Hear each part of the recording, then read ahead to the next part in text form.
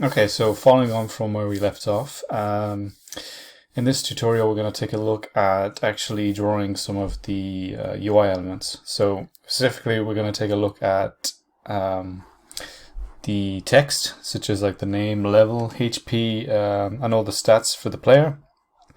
And then we're going to look at drawing kind of a basic menu down here. We're going to start really simple. We're just going to have like a fight and run down here with the cursor. And we're not going to animate it here, but I'm just going to show you how we can get this drawn. So a couple of things that you're going to need to set up before doing this is, since the last tutorial, you're going to need now two programs. So in the last tutorial, we created something called Battle System over here. And now you're also going to need to create something else called Start Battle. So the reason for this is we need to split up the actual battle system code from the code that actually kind of kicks the battle off. Because typically what you're going to be doing is you're going to be on a board and your character is going to interact with something on the board, such as an NPC or a tile, and you're going to use a program on that NPC to kick off a battle. So this is a really simple piece of code. It's pretty simple. So I'm going to include this in the description. You can download it directly too. But so what does Start Battle do? So the first thing Start Battle does is it declares the assets that this battle system is going to use. And at the minute, the only asset that we're using in this tutorial is a cursor. So what's that? That's just this small, tiny little image that I created. The little arrow that you see in the menu navigation. So it basically says that's the only image that I'm going to need to load, and then comes down here and calls the load assets function, which we've seen in previous tutorials when working with images, for example. And once the assets are loaded, it's going to call all the code inside of this function here. And you'll see that the code inside this function is pretty much what we had in the battle system program, as in it just sends the player to the battle system board and then ends the program. Okay, so there's another change that I had to make too, and that is to the battle system program. So we still have it. It's blank now. I've taken the code out of it, because we're going to fill it up with some UI kind of code today. And what I've done is on the board itself, I've set the entry program down here in the properties panel to the battle system program. So that basically means when the Start Battle program sends the player to this board, it will kick off the battle system program immediately. So that kind of separates our two programs from each other and makes it easier for us to trigger battles going forward. Okay, so let's get started. So the first thing I'm going to do is I'm going to try, so if we go back to our reference image, so what we want to do is we want to fill in all this kind of like name, level, and all this kind of stuff today. And we also, what I'm going to do is I'm just going to take the fight and run text here, and we're going to create a real simple version of that with we're just going to draw it. We're not going to do any kind of functionality behind it. Okay, so the first thing I'm going to do is I'm actually going to set the color of the text to white, and I'm going to set the font to a bigger, more appropriate font size. So I'm just going to go apgcode.setColor, and I'm just going to set that to white, 245, 245, 245, and then 1 for the alpha. And now I'm just going to type rpgcode.setFont, and I already know these dimensions, I figured it out. So it's 28 that I need, and I need a font family. So I'm just going to copy something quickly because I've got some of this done. So I'm going to be copying and pasting some things in this tutorial. Okay, so that's the first step, is we want to actually just set up the font that we want to use. Okay, so the next thing I'm going to do is I'm going to draw the fight and the run text. So that's pretty simple. Before I do that, I'm just going to type RPG code.render now here. Remove the canvas ID because we're not using canvases. And then I'm going to put a bit of space there. So I want this to be like the last line of code because I want it to call the render so I can actually see what happens. Okay, so it's pretty simple. We've done this in the past. I've actually figured out exactly where this text is going to go, so I'm just going to copy this and I'll explain it. It's pretty straightforward. So to draw like the UI, we're just going to be using pretty much draw text and draw image for the cursor. So I've already figured out the X and Y locations for these. So I've got fight and I've got run. And I'm just going to show you quickly now. I'm going to run this. So firstly, if you just run this battle system program on its own, and if I do that now, you're just going to see fight and run text. And that's because it's not attached to the board when you do this. It's just running the program on its own. So you don't actually have the background image on the board.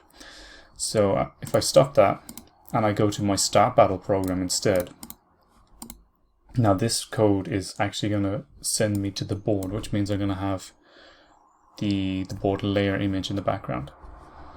So if I run this instead, I get the image, but I also can see fight and run down here.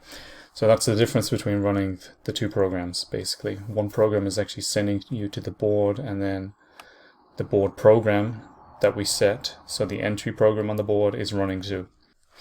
Okay. So going back to that, so we've got the basic stuff. We've got fight and we've got run. So the next thing I want to show you is the player's stats, the character stats. So okay, so in terms of getting the character stats, there is a function in RPG code. Let's go to RPG code to get character. And that gives you the active character. Okay, so there's not much information in this this documentation here, but I'm going to guide you through it. So if I call that, I'm going to need to assign that to a variable. So I'm going to declare a constant called character. And basically, if you don't know, a constant is a variable. Well, it holds the character, but because I've declared it as a constant, it can't be changed once I've set it. So that's the difference between a typical variable and a constant. Is once I've set it, I can't change it. So if we take a look at the character, so I've got the basic character from the Wizard's Tower hero character. The character in the editor has a couple of stats. So it has like name, level, health, magic. It has most of the stuff that we're going to need for this battle system. So you might be asking, how do I actually get that information? So when it comes to actually accessing these pieces of information in the code, you can do something like this. So you could type character. So if I just do the draw text, so I have this. So I'm just going to copy one line here before, and then I'll explain it.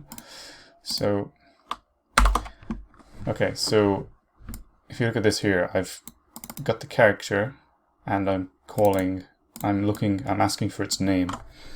So this is a property on the character object that I got back, is the name property.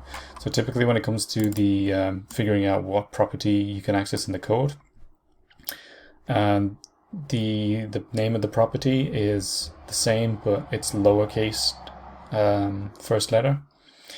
And in the case of things like max level, it's max lowercase m and then uppercase L level. So it's pretty much the same thing without the spacing and without the first capitalization.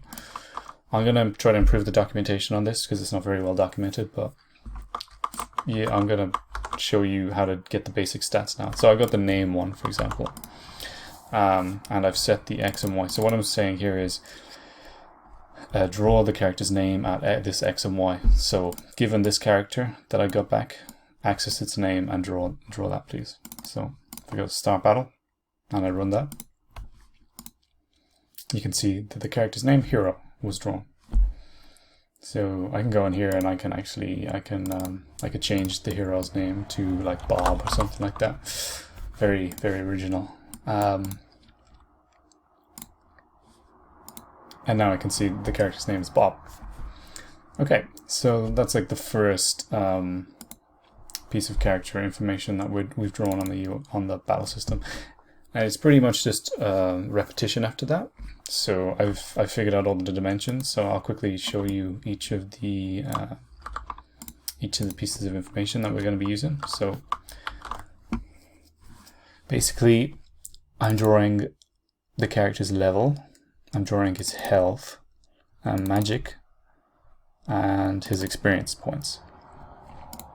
So these are all stored on this character, and you have access to all this piece of information by just calling dot and then name or dot level and stuff like that. So if I run the start battle again, I should see all those stats filled out. Okay, so some of them are 0, so I'm gonna set like the level to 1, for example, and I'm gonna give him some magic level 2. So if I actually set his level to 1 and I give him maybe like 5 magic 2, the same as his health, I save that, and then I go back and I run it again. Then we got those stats. So he's got 0 experience, which is fine. So in the actual battle system program, what we have now is we have kind of the setting up of the font. We have we're accessing some of the character information, and then we're also drawing 2 elements of the battle system menu. And the last thing I'm gonna just show you is drawing the cursor image. So we've looked at drawing images. So it's pretty straightforward too. I'm just going to copy a piece of code that I already have for this and I'll explain it. So I'm using the standard draw image function. And so in the start battle program, you'll see that we loaded this cursor image. And we need to do this before running the battle program, otherwise the engine won't know how to draw the image because it doesn't have it. So that's important. So to load that first. So I'm saying draw the cursor image at this X and Y, and the width and height of this image, if you take a look in the editor, is 10 wide and 17 high. And I'm saying don't rotate it, so 0 rotation. So what I'm going to get now is I'm going to get a cursor next to fight.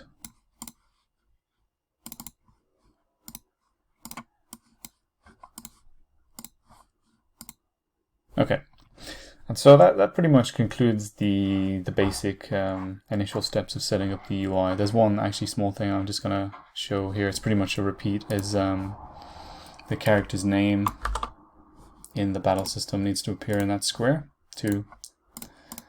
I'll just put it here. So let's space that out. So I'm gonna run that again, and then Bob is shown twice. So that's pretty much all there is to drawing the basics. So what we're gonna do in the next tutorial is I'll show you how to kind of animate this this cursor. So if I press right or left, it moves between fight and run. And then we'll take a look at putting an enemy here and animating that enemy when I attack it. And so we're going to slowly build this up over multiple tutorials, but that's it for today.